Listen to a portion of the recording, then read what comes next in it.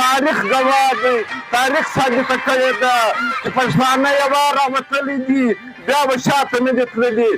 د دې پلاټه موږ شاته لاړو او موږ شاته نه ځو او لاره په دیوال کې نه جوړو، لاره به په تا کې جوړوو او کاله به درځو. دا لوی پیغام دی چې دا د امن لپاره موږ راوتلي یو، د امن خبره کوو او که د امن په ژبه پوهېږې په امن درسره ګایېږو. کنې سربازان سته، سرتېري سته. زما له تیارو څخه، زما په جغرافیه، زما په معدنیاتو ستا نظر دی، هغه تا په نظر راځي. لیکن زما د شهیدانو کوم قاتلان چې دي مخامخ راته معلوم دي. تېره اسپه یې او موږ ستا په دا منصوبان پوهېږو چې ته دا زما بې ایریا ولې را ډسټربه یې. زه په دا پوهېږم چې ته دا ښکاره کوې چې دا بې ایریا چې کوم د لیویزو ده دا دوی نشي سامانولی. دا ضعیف چې ستا په منصوبو موږ پوهېږو. ټیټ به نه شم چې ایمان لرم افغان یم، مخ په مځکه د شهزاد هم یم انسان یم، شاید دا زما ګناه ده چې افغان یم. خبره دا کومه چې موږ د کومې خاورې د کوم ښاره څخه چې زموږ تعلق دی، دنیا ټول معلومه ده چې د امن اوسېدونکي خلکه ستا پښتون 5.5 کاله ثابتوي پټه خزانه، هغه د دغه پښتون د خاورې څخه دریافت شوې ده.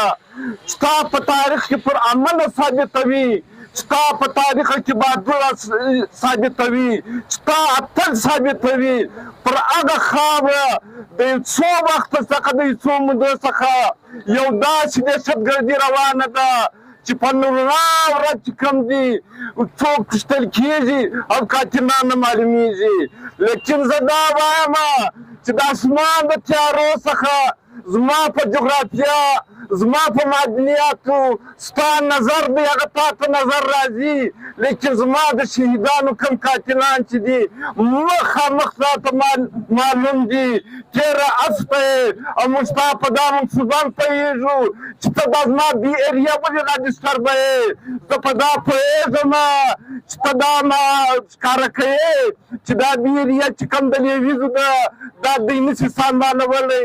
دا ضعیف چې ستا په منصوبو موږ پوهېږو لکه چې څرنګه چې زموږ د امن لپاره راووځو او زموږ امن چې دوی ته په بدامني را بدلوې. ستا دغه بدامني چې ده که دغه پښتانه وو، که دغه ځوانان وو، که دغه خاوره وه، ستا به په خپلو ارادو کې، په خپل عزایم کې هر وخت ناکامه. تاریخ گواه دی، تاریخ ثابته کړې ده چې پښتانه یوه راوتلي دي، بیا به شاته نه دي تللي. موږ څو واره تا ته لار درکړې ده، څو واره دې موږ په موږ کې لاره جوړه کړې ده.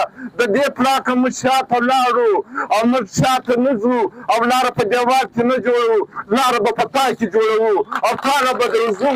دا لوی پیغام دی چونکې دا د امن لپاره موږ راوتلي یو، د امن خبره کوو او که د امن په ژبه پوهېږې په امن درسره ګایېږو. کنې سربازان سته، سرتېري سته. تا زما خاک، زما وینه، زما په وینو را رنګینه کړې ده. داسې د وطن زما د مځکې فطرت مې را بدل کړی دی. د مځکې فطرت چې دی د هغه تنده په اوبو ماتېږي او ته زما د مځکې تنده چې ده زما د وجود په وینو راوبه کوې، د هغه تنده چې ده زما په وینو را ماتوې. او دا ټیک دی، موږ به دا وکړو، سامنا به وکړو، صبر به وکړو. لیکن وخت به راځي، وخت به راځي چې ته به شاته یا بریا به زموږ. زه ستاسو ډېر وخت نه اخلم، دلته مېلمانه راغلي دي، نورالله ترین صاحب راغلی دی، خپل دا پاته وخت چې کوم دی هغه نورالله ترین ته ورکوم.